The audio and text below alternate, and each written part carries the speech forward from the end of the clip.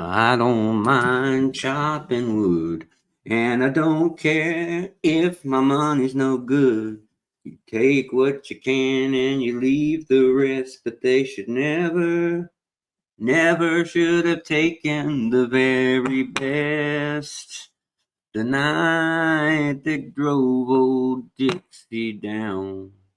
All the bells were ringing the night that drove old Dixie down. All the people were singing, na na na na na na na na na na na na na. What's up, everybody? How are we doing? How are we feeling? I have a crazy cat on my hands tonight again.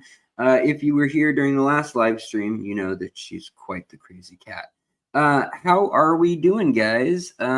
Yes, I am scruffy. I am a scruffy man today. I really do need to shave. I don't have the neck beard fully yet, but I do have like the stubble fully connecting, and that's not good.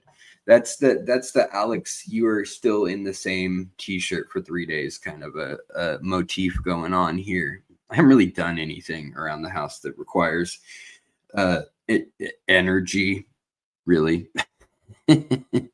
But how are we doing, everybody? Are we doing well? I hope we're doing well. Let's see here. Christian B, what's going on? Sketty Nona, Adam Ragosio, what's going on? No more Confederate propaganda. Yeah, I don't know if I consider a Canadian band the band. You know, that song. I think we're safe on that one.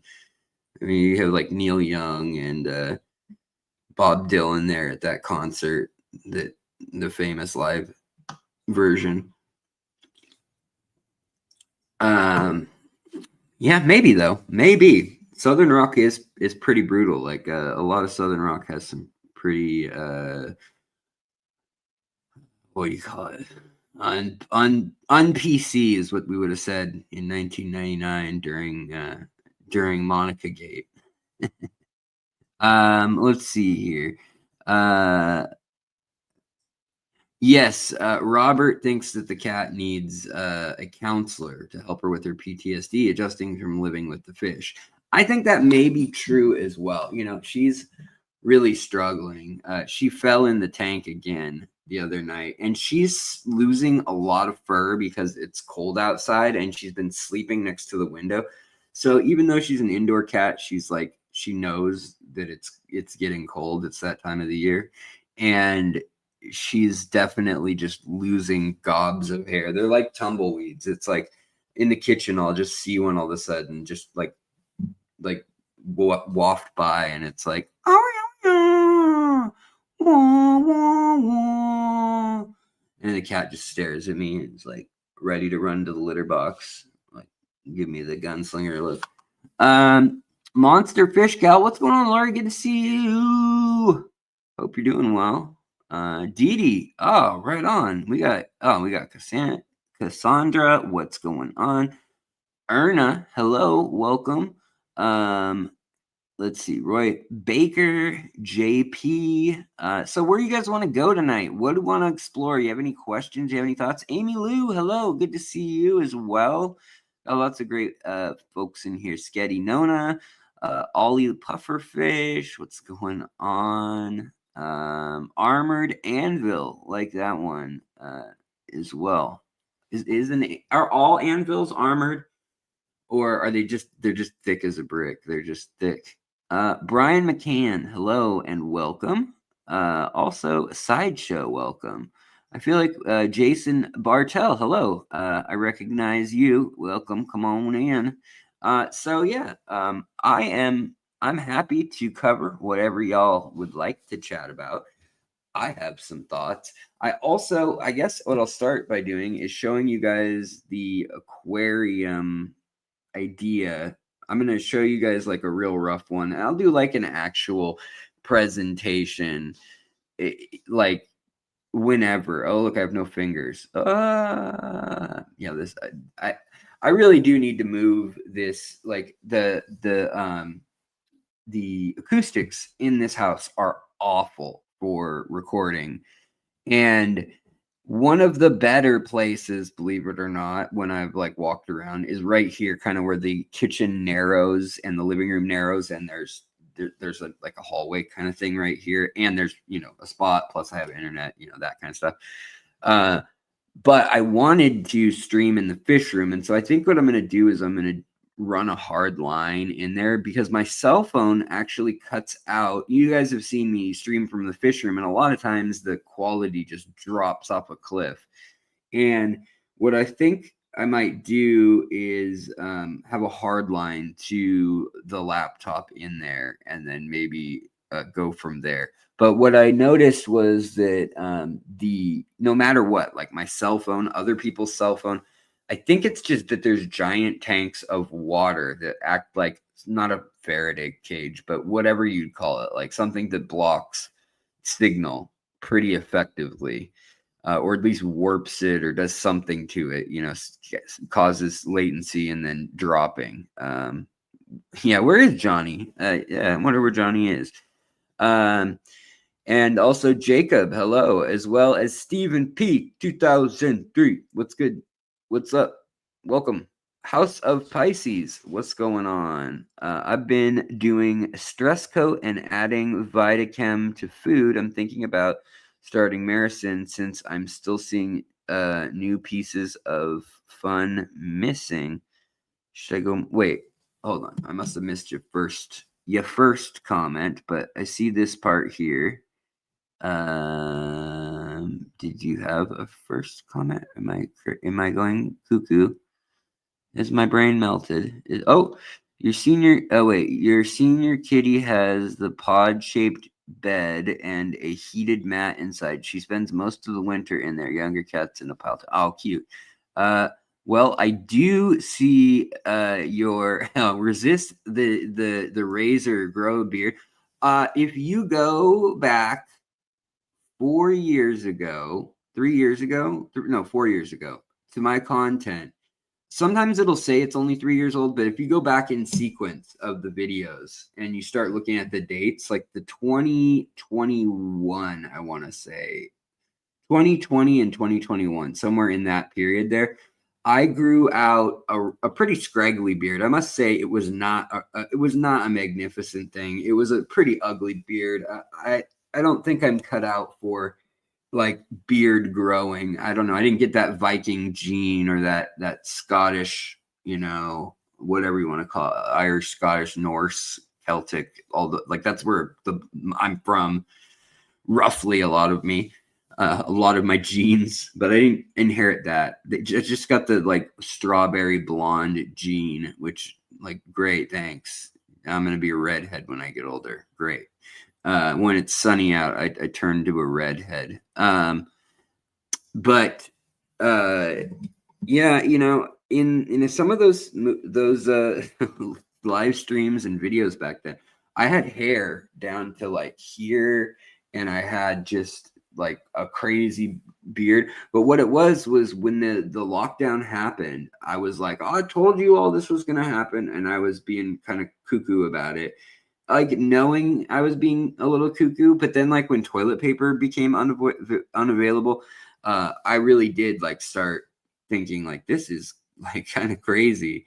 And I started breeding tetras and like common nano fish that later I sold, and I made, you know, the best money I've ever made in a year. CPDs, Pseudomagil luminatus, Pseudomagil gertrude, Pseudomagil furcatus.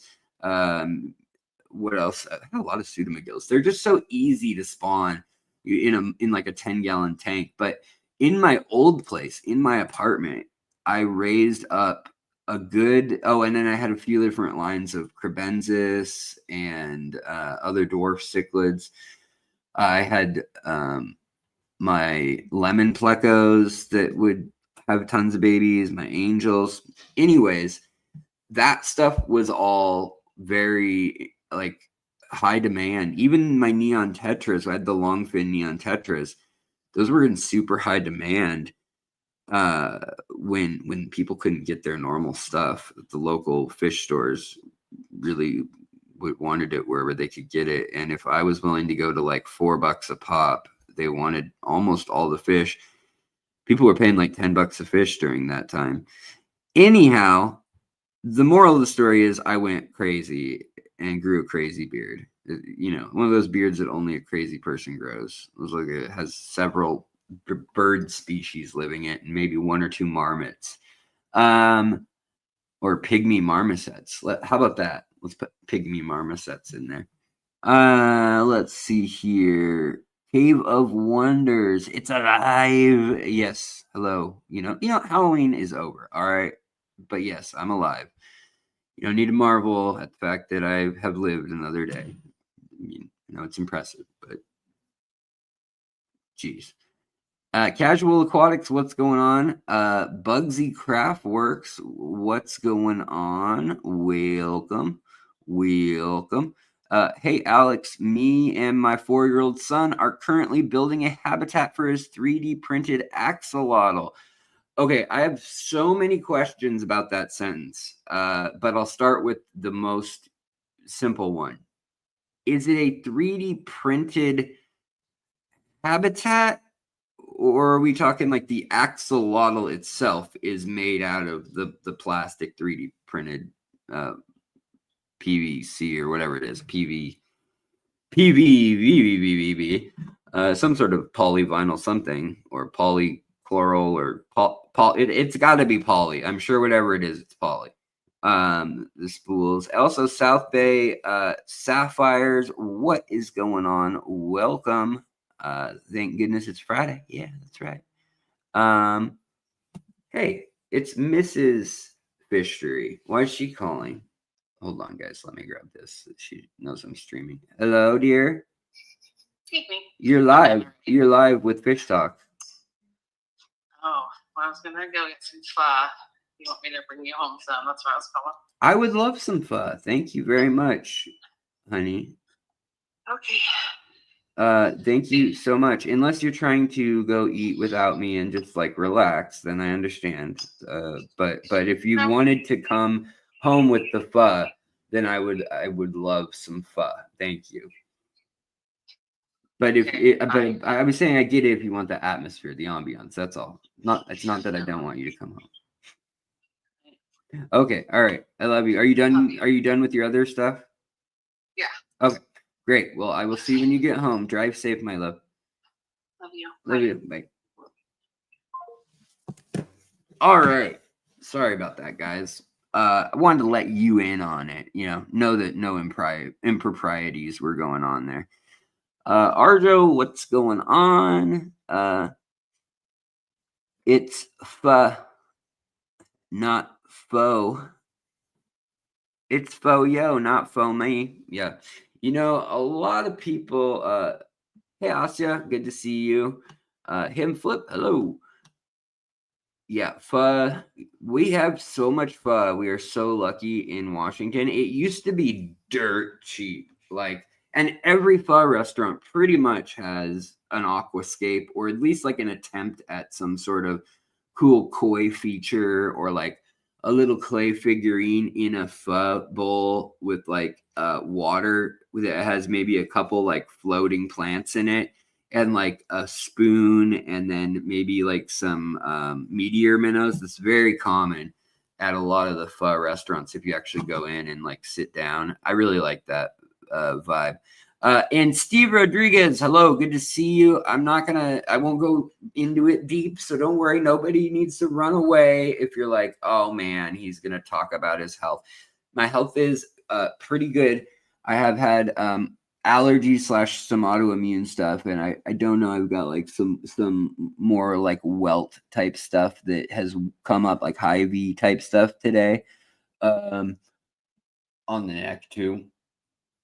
But I think I'm okay right now. I think I'm in the clear for a little longer until after the stream, and then I'll take my next dose of my medication, my prednisone, and the hydrazine, which is like strong Benadryl.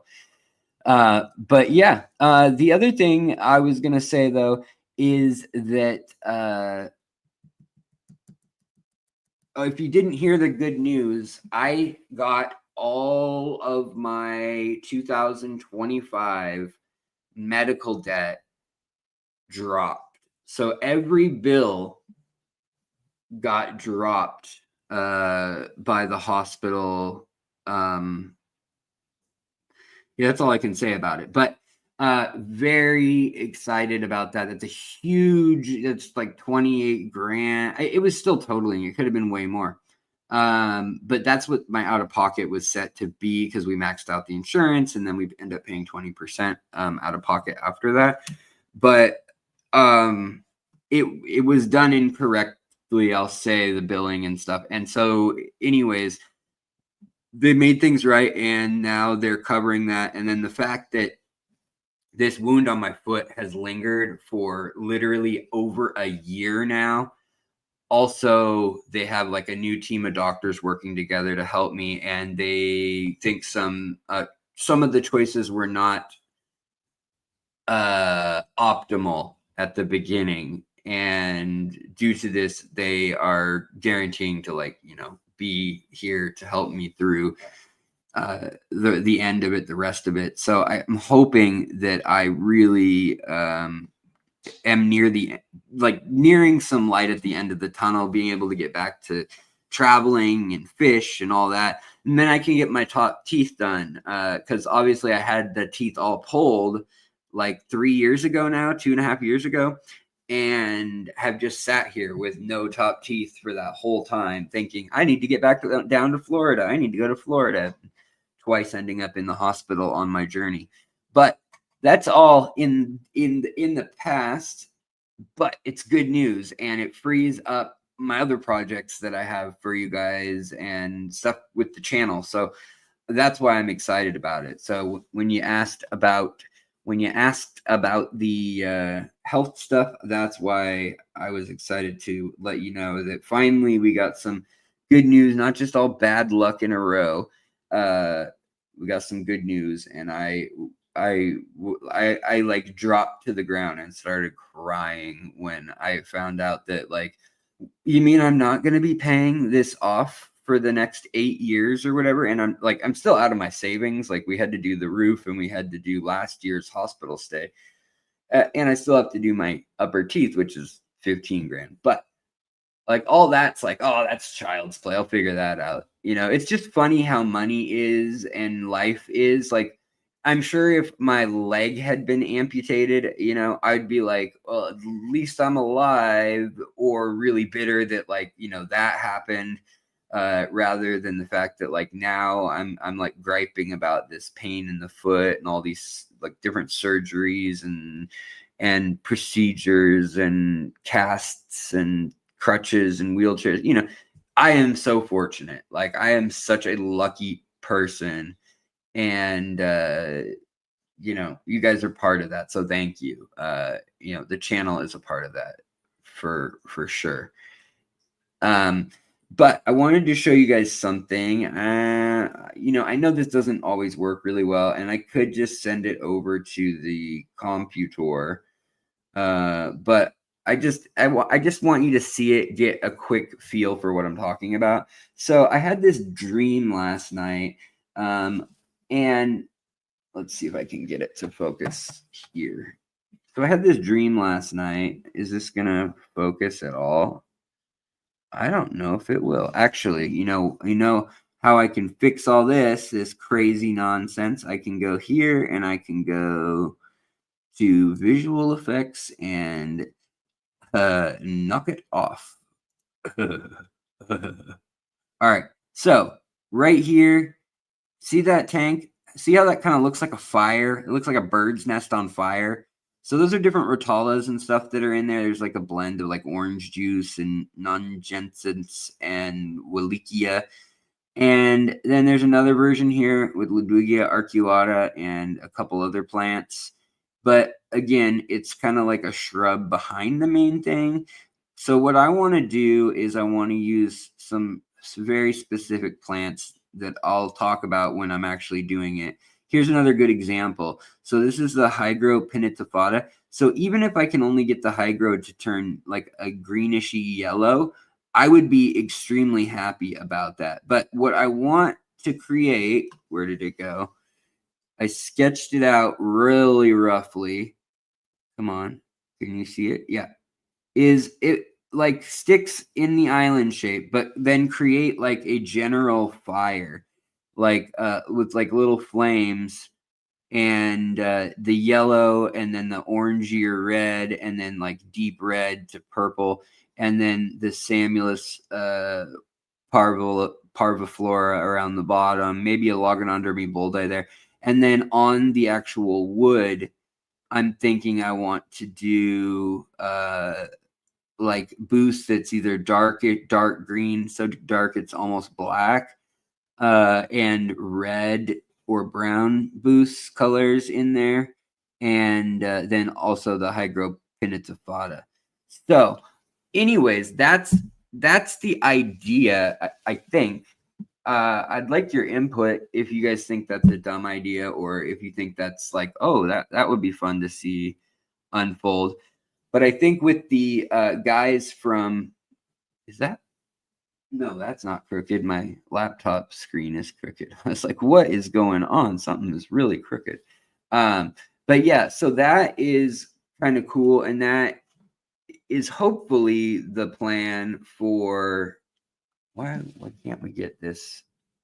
Why can't we all just get along? Hopefully that's my plan for the AFA. That's UNS AFA, the American ADA wing, essentially. Hopefully that's where I'm going with their little idea. Add a little flame moss on the wood. That's a great idea. So like any ideas you guys have, yeah, feel free to shout them out. Any plant ideas you have, another, yeah, whatever. Let's see here. Did I lose some questions too? I think I lost the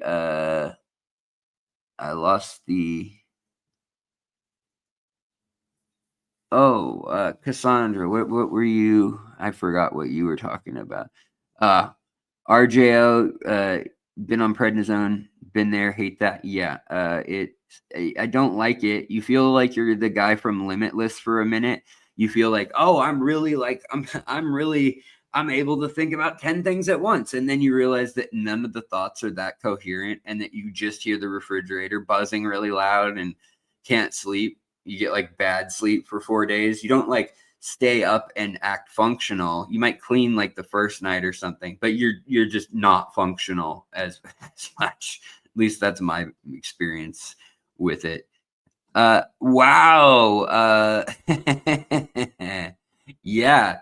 Adam Ragosia, thank you so much. Massive super chat. Really do appreciate that, buddy. Thank you, my friend. Never do I expect any of that, but very grateful and gracious. Thank you for that. And yes, I would love to show off the tanks you've worked on, if that's okay with you. I thought I'd be sticking your business out there, and I wanted to make sure that, maybe you were on the show when I did that. But I would love to show folks your tanks. So Adam, who has, obviously, if you guys, he has a video he put out. I don't know, you might have another video by now, but last video I saw was about soybeans. Very interesting. Always love Adam's stuff. Who's Adam, you say? If you don't know already, he's this dude right here. He's got a channel way bigger than mine, rightfully so. Always does interesting stuff. He is a true journalist and a true artiste, but he's been also into aquascaping and aquariums and outdoor vivariums, ripariums, crabs, you name it, like the stuff us geeks are into, right? And he sent me a picture this evening of his two aquascape, kind of traditional aquascape Dutch-ish style tanks. And I want to show you those because he has said it was all right. So here, right here. Let me get this focused. Will you focus? Will you focus? Do, do, do, do, do, do, do. There we go. So Look at that tank. Phenomenal. He's got, look at that carpeting like a pro. This guy's only been doing this for like maybe 2.5 or 3 years. And look at that. Look at that carpet. That is lovely. He's running the CO2 in this little cube. I don't know if this is what, 4 or 6 gallon, or probably 6 gallon. I don't know. You can correct me. And then it looks like we've got some sort of little, maybe rotala, like some green rotala, and then maybe a red, blood red rotala, or nongensis, or super red maybe. But really beautiful. We can shout out what rotala it is. But look at that, very simple, but very, very nice. And then also, I can't tell if that's a different plant. Like there's kind of the yellower color, but there's darker green. It's probably just shaded. And then the hair grass down there, or you know, maybe it's something else, but it looks like hair grass. And then here, oh yeah, look at that. That looks like some Florida Rotala ramosior, or some mini butterfly, something like that. 7.5 cube, super red rotala. Awesome. Thank you, Adam. And then, you know, look at this. Looks very nice. Yeah, looks very nice. I like how this red swoosh kind of goes through, and then the hair grass swooshes like at the very end. It's like a wave with a little cowlick almost. That's very cool. And how the height grows in. It's interesting. I'd like to see when this back area grows in fully. But definitely very, very nice. And he was saying he had an algae issue, and he's not doing deep substrate, not doing some crazy, you know, elaborate mix. I believe it's just aqua soil, and probably either fertilizers or some sort of root tab, maybe. I don't know. Let's ask him. But CO2 again. And, you know, that makes a world of difference. CO2 and a good light. And here he's getting some natural diffuse light.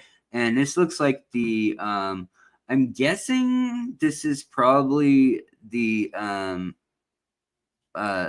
Cypress Hellfairy or Hellfry right here. But it looks really phenomenal. I like that swoop, like how it's even going this way. I don't know if he has any sort of wave maker, or if that's just the way the things are going. Also, I'm curious what filtration you're using. Can I make that out? I can't make it out. I see a cactus. I see a wrench. I see scissors. I see a comb. But yeah, very nice looking, filled to the top, the glassware, it looks, you know, nice. Very, very cool. So shout out to Adam. And again, thank you, Adam, for supporting the channel as always. And you're welcome anytime on the channel. Always love to have a fellow friend and fellow someone who likes to learn for life, whatever you want to call us, polymaths, or, you know, crazy people. So yeah. Oh, very cool. Yeah, I'm very excited to set up a tank where I can kind of get focused again. I have cleaned up the other tanks in the living room even more since the last time we met. So I will show you guys that soon, but I kind of almost want to do a video of, like, I'm reintroducing CO2 to those tanks right now. And the idea is I'm trying to get rid of any of the algae. And it's not that I don't, so it's not that I have such a, oh, I hate algae, I have such a problem with algae. It's not that. It's that if I want to take plants from an old tank, I don't want them covered in a starter coat of like powder algae or diatom algae, you know. I want them, I'm sure any plant from any of the tanks will have some algae cells on it, no matter what, pretty much, from any of my tanks. So unless I use a tissue culture, that's pretty much inevitable. And even the fish you bring in, there's a good chance they're going to have, you know, something on their slime coat, or, you know, just something from one of your tools or from your hand. Like there's going to algae, bacteria, archaea, cyanobacteria, all that stuff. it just gets in the tank pretty much no matter what eventually. But the thing you don't want to do is like give a mega head start to any one living organism in your tank right when it's new. The trick to hair grass without CO2 is to do dry start. Yeah, I agree. I mean, honestly, the trick to all pretty much tissue cultures, unless you're going to run CO2 and light and you really understand the like law of the constraint or the what do they call that, the limiting factor, the laws of limiting factors, things like that. If you don't feel comfortable with all that, then you should start your tissue cultures, put them into a box. It doesn't have to be the aquarium you're gonna use 100%, but put them into a glass box or even a Tupperware container or something. Mist it, keep it 78, 80 degrees if you can. One way to do that is to get a Tupperware tote. If you want to do this for several plants, you can always get, $10, get a Tupperware tote or whatever. Put your little 50-watt thermometer in a bowl of water and set that bowl of water in the Tupperware tote, and that will humidify the Tupperware tote and warm it up pretty nicely, actually. I mean, it depends on how humid your life is. If you live in Miami, like, you probably don't need to worry about anything. You just put things out on your porch or out on your table, and they'll probably be fine as long as your AC isn't blowing. But for a lot of us who live in climate controlled houses or heated houses, you're just not going to get anywhere near the humidity that you need, as well as the temperature. And so if you can keep, though, 70, well, let's say 72 to 82, it's a pretty wide range, but most plants somewhere in there. And if you keep the humidity up in that little box, you can just use a little like a spray bottle from the dollar store or whatever. I mean, or you can go to Tiffany's and buy a jewel encrusted one for all I care. But I'm just giving you a heads up that I think the dollar store sells them as well. Just put your plants in a substrate there. And the substrate doesn't need to be active even. It just needs to have some room to move. I think it does better in active substrate, honestly. And then what you can either do is fill, the substrate like yay high or whatever, and then have water halfway up in the substrate. Like, you just leave like, a half inch of water in there, plus that bowl that's going to keep everything humid. And you can do that. And when you have very small, like a tissue culture, you can break down your things. So whether you're talking things like dwarf baby tears, there's like one that's, ridiculously hard to get to carpet sometimes.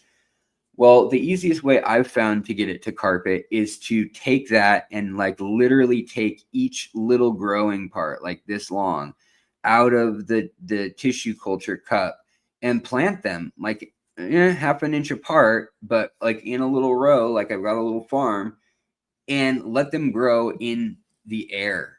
There's CO2, there's oxygen, there's there's not fixed nitrogen, obviously, but they get all the CO2 they need in the atmosphere a lot easier than they get it if you're not going to use CO2 in your tanks heavily.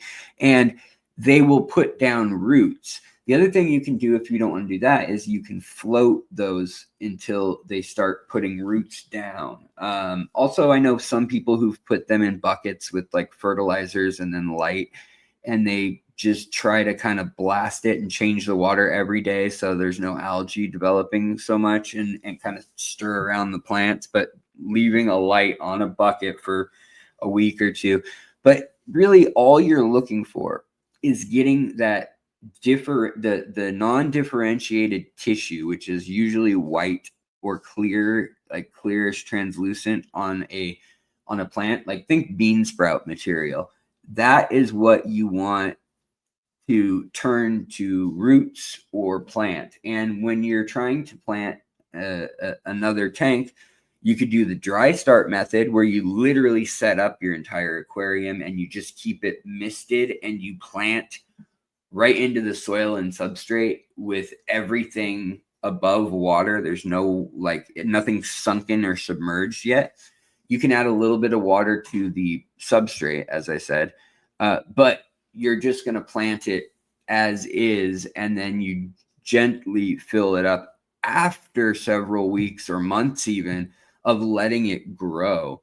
Now, there's a lot of pluses to this from the metabolic side of the plants. And obviously, the bigger the root you can get, the better chances you're going to have with whatever you introduce into your tank. And that's the problem with like things like Ludwigia chai. That's one that's really hard. Or pink panther, pink flamingo, crips. They oftentimes just totally melt away. And that's okay, but you need the roots if the plant tissue is going to melt away. You need a robust plant leaf tissue, stem tissue to happen there.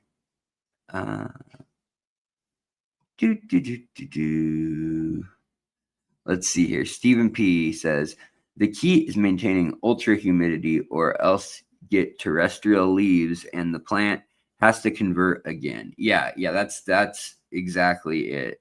That's why I was saying if you live in the desert or something, you need to make sure that it's enclosed for sure. I think you need to keep the humidity about 85 or so, ideally.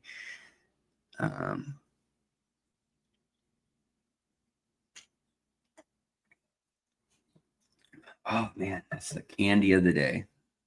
They're not paying me still, but I wish they were. Let's see here. I still, guys, if anybody knows anyone at Dr. Pepper, I'm gonna throw this out there one more time in my life.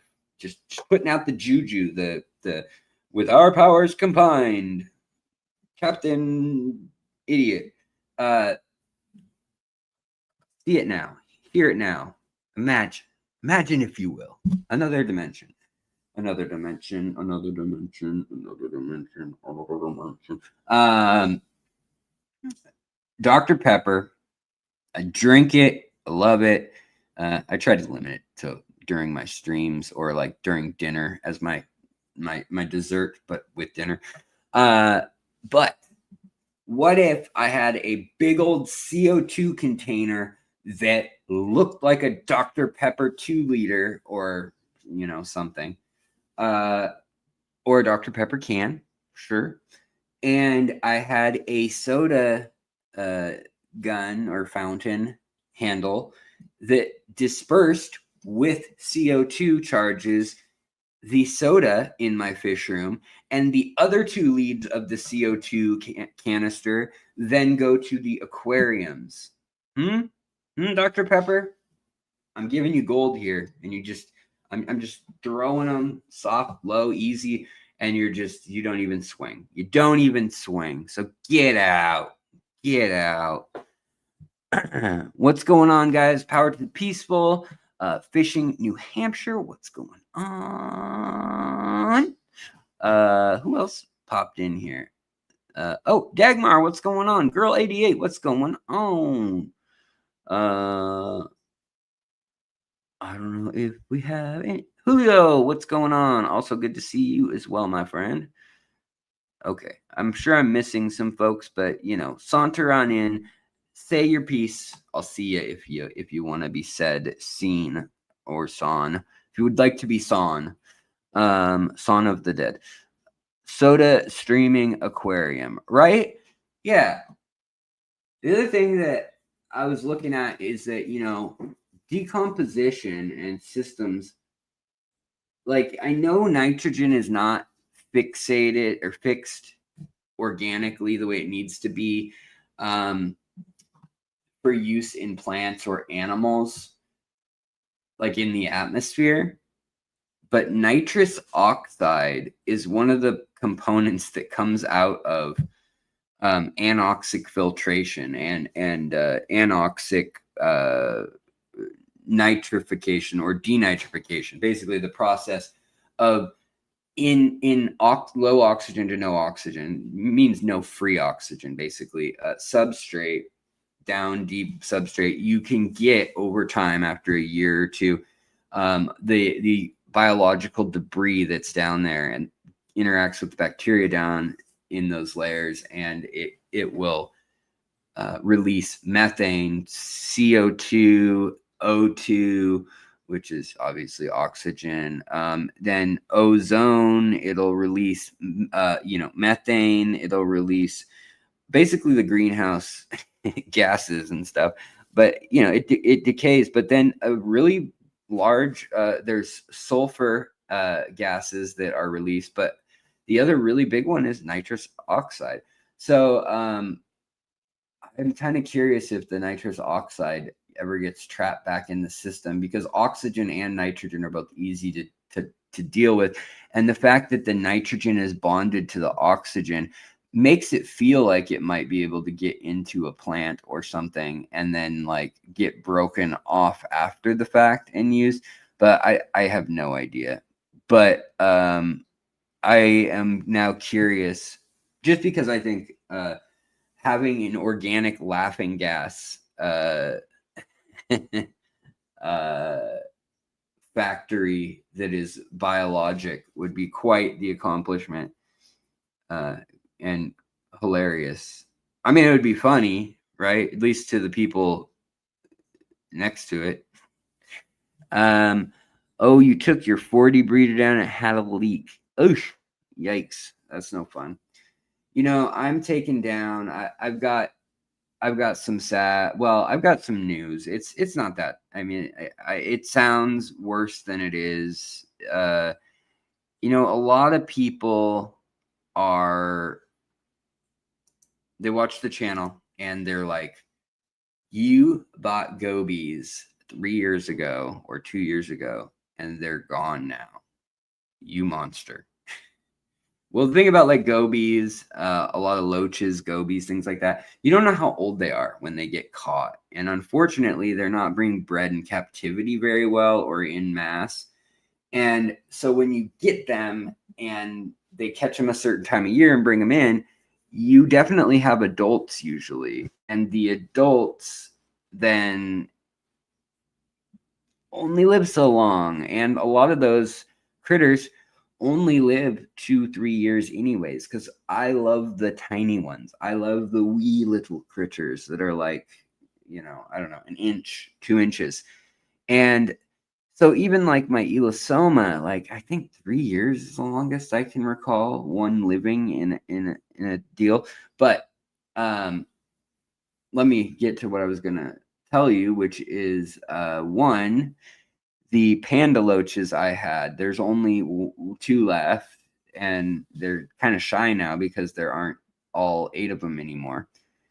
And I don't know if, because there were those there were 2 originally of the normal kind, but the ones that were left were the longer gold panda loach variety with the gold swim bladder or air bladder.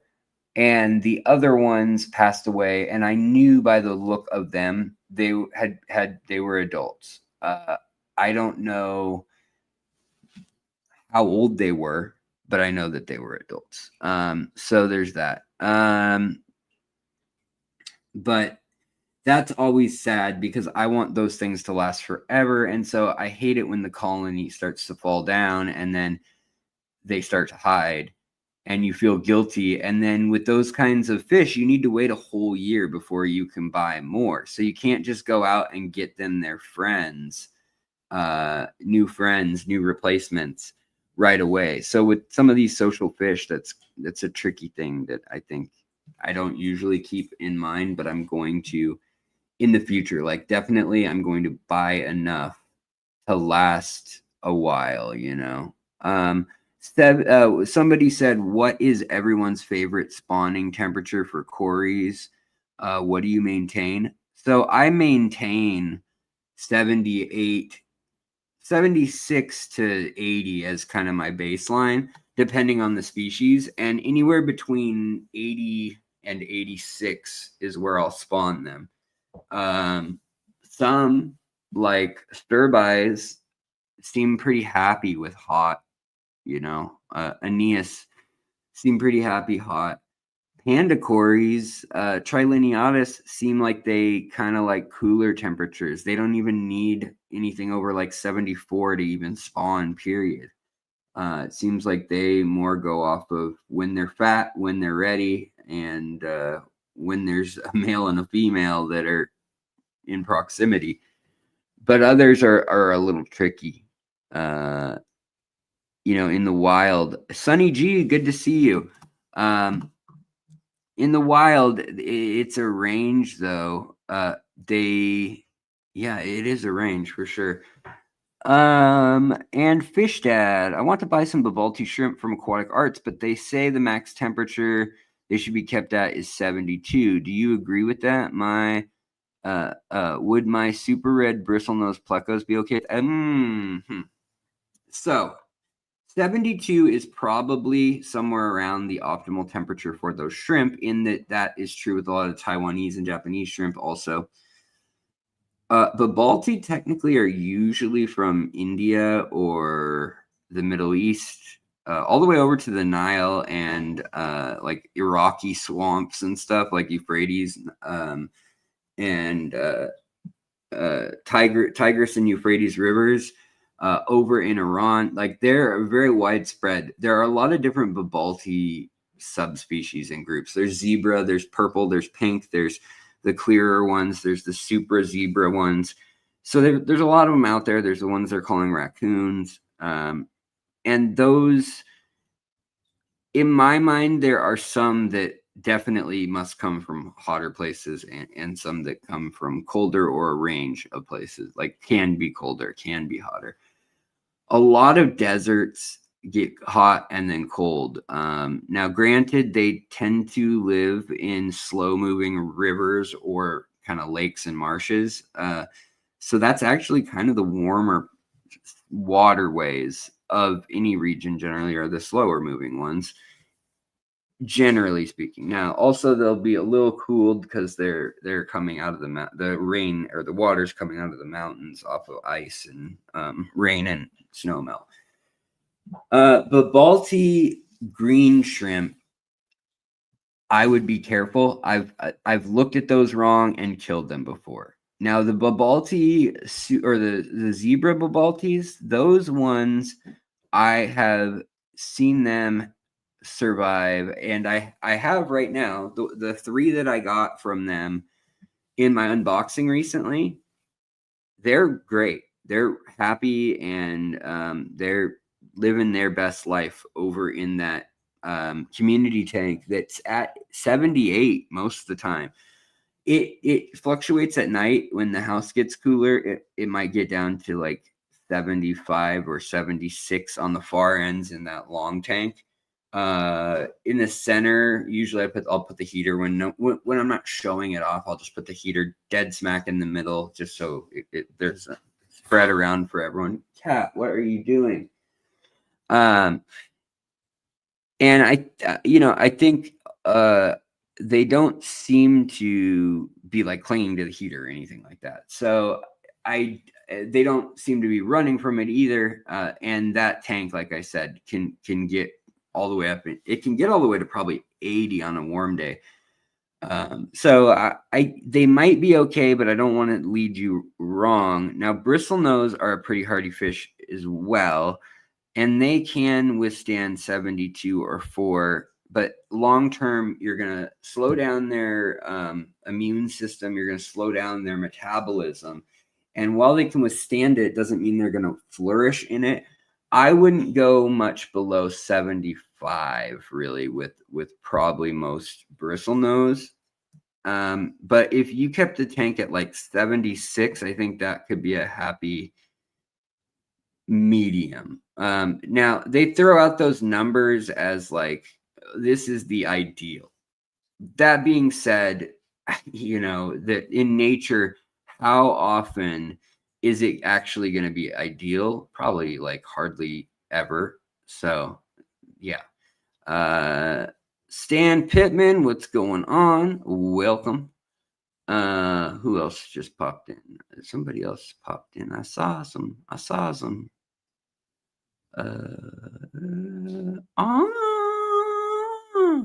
come from the land of the ice and snow with a midnight sun with a hot spring. Oh, Jesus, what's going on? Welcome. Come on in. Sorry you're late. That's okay. You can be late here. That's all right. We'll allow it. This one time. Once. Everybody gets one. Yeah. Okay. All right. Let me pop out of that. So also I wanted to shout out, I got to do my thing for my peeps. So Aquatic Arts is doing their Black Friday sale all month. And they're starting it off a little slow, but then they're going to ramp it up. So each week they're going to release 4, 5, 6, whatever it is, new deals. And every, I think, Friday, they'll release it for the next coming week kind of thing. And so they're going to be doing more BOGO stuff. They just had a deal where if you buy 6 Kuliloches, you get another 6 Kuliloches free. And it was $31 for 12 Kuliloches. And then you could use my code. Absolutely bonkers. So if you want, use that Fishtory code on aquaticarts.com. Check it out. They have a few different buy one, get one sale things going on. Also, they have plants and botanicals that they're doing some of that stuff too. And yeah, they just have a great selection. Also, guys, a lot of fish people are hurting right now. Fish retailers are having a rough go of it. People have left the hobby overall in quite some high numbers, and costs, they're always going up. That's just life, right? But also things have jumped in cost and in raw manufacturing and in, all these different things. So right now, ask anyone who owns a fish shop. They might be like, oh, we're getting by, but it's definitely not like the last few years. That's kind of what I've heard across the board. Something between that and it's bleak. I don't know if we're going to make it. Literally, those are that's the range of everything I've heard from maybe 24 people with stores or that are in the online business. And I would just encourage you to support the companies, whether that's DANSFISH or Imperial or Wet Spot or a friend of yours who breeds or someone who's in our community who's a breeder or one of my affiliates, whether that's Aquatic Arts with Fishtory 15 as the code. You get 15% off on top of everything else, on top of their green sticker. Spend $250, you get free shipping. Get a friend in on it with you. You can make it really worth your while, especially on their like stuff that's buy one get one, or their stuff that's like buy this and you get 4 free. You get a botanical pack if you buy this. You get a this if you buy that. Like they're gonna have some interesting deals right now. Let's pull up real quick. Let's pull up on them.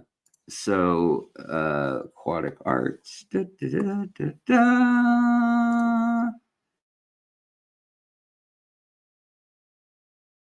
All right. Sure. So right now they've got 10% off all their live bears, and they are breeding a bunch of those. And then they have different deals. Week 1, they also have, if you want ember tetras, always a beautiful fish. Cherry barbs, always another beautiful fish. Or Asian stone catfish. Gosh, I love these guys. Look at this. 3 of them for $28. Used to be $57.98, you guys. These are so tiny, but they're awesome. This is for 3 mini catfish and 3 either ember tetras or cherry barbs. $28. So you then use my discount, Fishtory15, and you don't even have to enter BOGO or any code. You just buy this, and you're set to go. So share that with any friends that you know that you think would get a kick out of that or would like that. Also, they've got lots of plants, botanicals, stuff like that.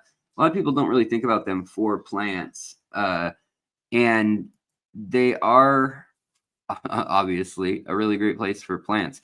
But look at this. I mean, some things are just crazy. Water lettuce, 99 cents. I mean, you can get water lettuce for 80 cents with my discount.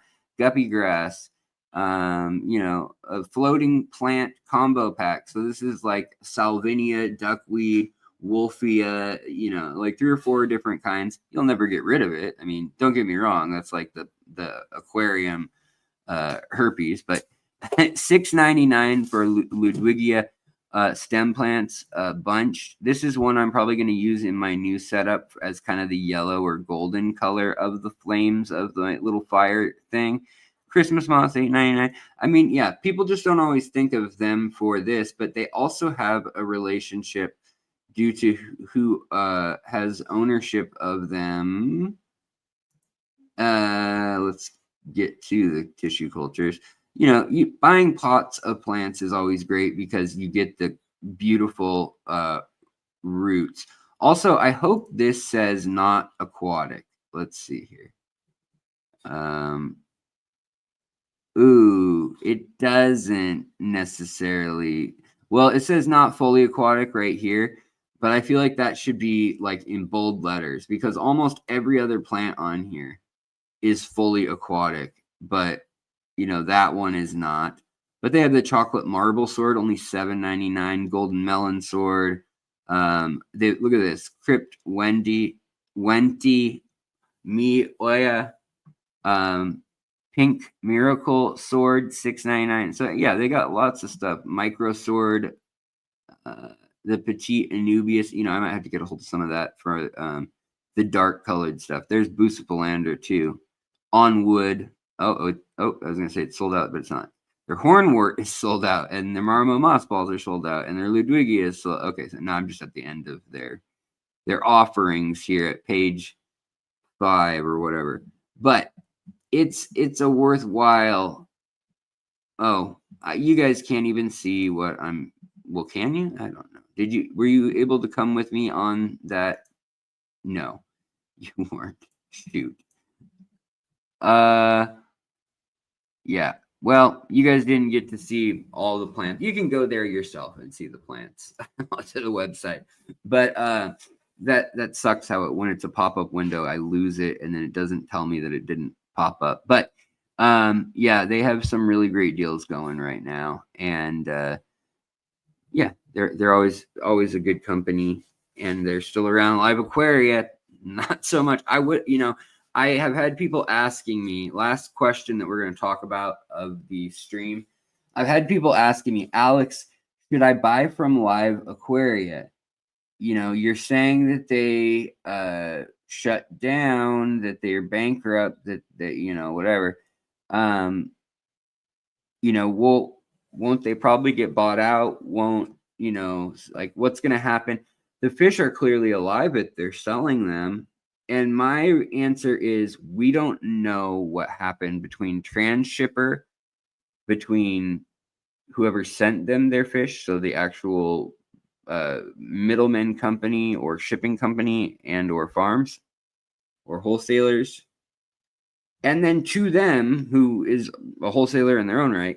They have facilities to store fish as well. And in the court filings, it was very clear that $200,000 worth of fish existed. Now, abandon was a term that is a court term. It has been made very clear now that we found out. And the reason why there were reports probably that somebody knew of employees that were not allowed to go to work, like they just lights off, no work today kind of thing, door locked or whatever, is that the court actually took over and they turned the company, Live Aquaria. I'm not looking at anything right now, Gamer One. I'm just looking at you, buddy. But they went from bankruptcy court, and Live Aquaria was trying to say, I want to hold on to these fish, and we let's try to figure something out. I know we owe $7 million, but let's try to figure something out. Let's try to keep this company afloat. Maybe we can downsize or bring on another owner or whatever. And the court literally was like, no, you didn't even file your bankruptcy right. And they got sued then by Petco for the way they were getting their receivables for money. And very interesting stuff that a lawyer had to decipher for me. I am not that smart. But a bankruptcy lawyer, nonetheless, Jason Bartell, he's the one who helped me with this from our community. Very kind dude, very smart dude. So he was able to go through and look at them. And, so if I said anything wrong, it's me, not him. I'm sure he got it right, but he wrote up a thing, and I want to do kind of a video release of that thing so that people know in the same forum as that I uploaded that video in the follow-up forum. But I'm waiting to see what's going on, because right now the phones, the email, and every way I've known about contacting their management owners, as well as their customer service, nada. There's just crickets, and nobody is seemingly doing the customer service end of things, but they're still selling fish. And only recently did they ask, or did they say, like, we're going to have a going out of business. Like you can, something along the lines, somebody said they got an email that said, you can help save these fish or rescue these fish, adopt these fish, whatever it was. I haven't seen that yet personally. I've seen the "We're Sorry" was the name of their code for 20% off. But if the court had to assume custody, or rather they put custody on October 22nd over to an asset forfeiture attorney, and basically a guy who breaks up companies and sells them for parts, and tries to get money back for their creditors. Live Aquaria's creditors were like, no, we don't want them to be in Chapter 11. We want them to be out of business. We want our money. And they weren't even paying like stuff they owed, plus like bills. And so they were saying, can we at least prioritize paying our employees right now while we get through this patch? Maybe refinance, maybe use like this as collateral up for something, the rest of the livestock when we sell it all. And they said no. And so the court did, that is. And so when they got put into Chapter 7, that means that a guy came in, literally, who is just a lawyer for bankruptcy. He's not a fish expert. And he had to come in there and basically decide, oh, what are we going to do? What's this worth? And so that's when they, in the paperwork, that's when the guy who came in, the lawyer with the asset, the guy who was supposed to sell that off and catalog what's in there and whatnot, he said it's better to abandon these. Now, what he meant by that was relinquish them back to Live Aquaria, which is what Live Aquaria was asking for as well. Now, does Live Aquaria have to give back the money they make towards their debts? They're supposed to, if they're, a company, an LLC. But granted, they're also, if they're a bankrupt LLC, it's kind of like, what you gonna do if they're out of money and they sell it at a loss? So it's interesting to me that they only took 20% off, because fish are marked up much more than that, obviously. But maybe they just needed to come up with more money for like paychecks and stuff, and there's no cash flow, no savings left. I don't know. So that's kind of what we're waiting to find out. And I will do an update when we know anything about that. But it's crazy because it's the biggest company, and we will see downstream impacts from that for sure. So, guys, I am going to get out of here. I appreciate you all so very much. I so do. Sydney Peterson, thanks for coming. Sorry you can't hang out forever, or that I'm not hanging out forever. Jennifer Love, also great to see you, and I hope you're doing well. Let's see. Let's see here. Just the blueberry snail. Okay, Fish Dad, what are you looking for? For some reason, your blueberry snails never survive my tanks more than a couple days. Probably your water's too acidic would be my main guess. That's my main guess. Or cold.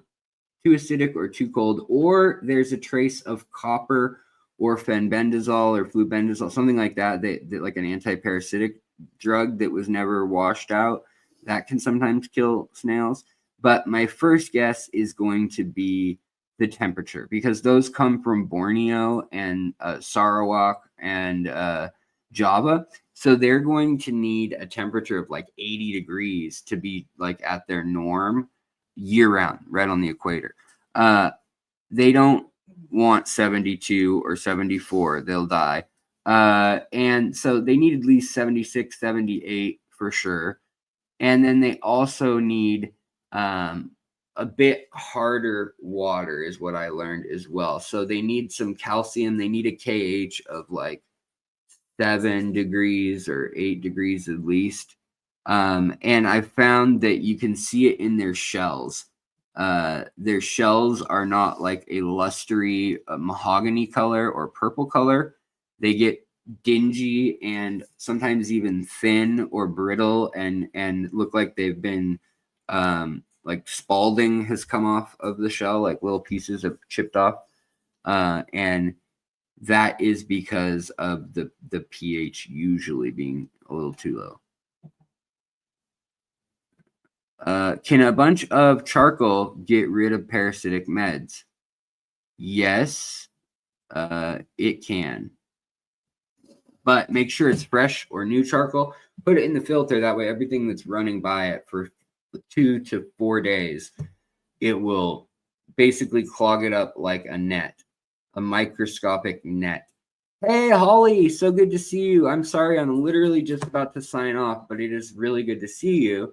But yeah, I'm headed out. But yeah, the activated charcoal, carbon, whatever you want to call it, it is great for taking medications out of your tank. I save it only for that, basically, because it gets blocked up. That little micro mesh or netting or like screen that it creates is a matrix of little Swiss cheese like holes, and they get clogged up by those things like chemicals and then bigger bits of debris after that. You think either dog med or tick contaminant or parasite meds? Oh, dog, flea, and tick meds. That could be really rough in an aquarium, I would guess.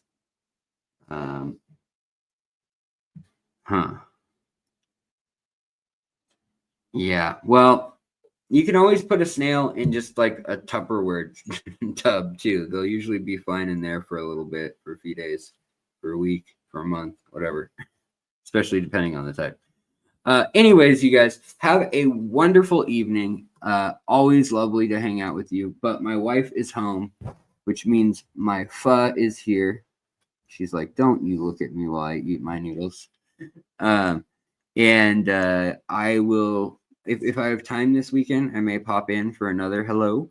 And I may also set up my new my live micro worm culture that I got from Aquatic Arts, because I haven't done that from scratch in a while. Like that last video is like 8 years old. So yeah. All right, you guys, much love. And fenbendazole could be that too. The charcoal could help as well. But yeah, probably a combo of all that stuff, Fish Dad. I hope you can figure some of it out. I mean, if you can't fix all of it, it should be okay. Like 2 out of 3 fixes should be good. But the medication, the chemicals, I'd do some water changes. That'll probably help the hardness as well, unless you have really hard well water.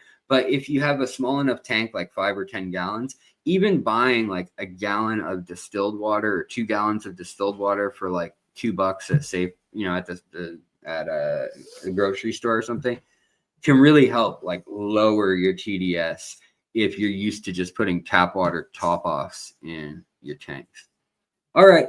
Have a wonderful night, you guys. Take care of your critters, or I'll come find you. Take care of your fish, your plants, your inverts, yourself, or you can't take care of all those other things. So also take care of you. And I will see you guys next time on Fishtory. Thank you so much, super chatters, lurkers, members. Holy McNolly. That's not a thing I say.